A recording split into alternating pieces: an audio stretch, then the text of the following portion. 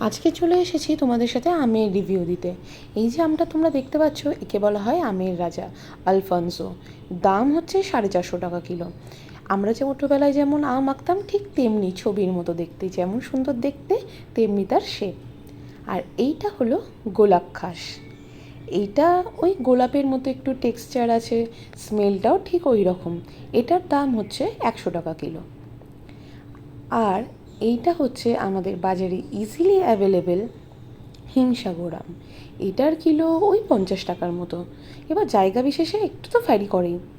তো আজকে আমি তোমাদের সাথে শেয়ার করব দামের অনুযায়ী কোন আম কেমন খেতে। কাটার পরে আমি খেয়ে একবার দেখব কোন আমগুলো কেমন লাগে।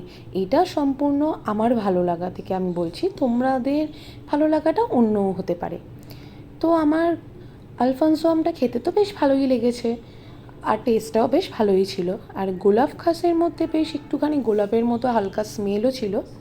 আর এইটা হচ্ছে সেই হিমসাগর। আমার দামের অনুযায়ী আর অ্যাভেলেবিলিটির অনুযায়ী সব দিক থেকে আমার কাছে তো ভালোই লেগেছে হিমসাগর।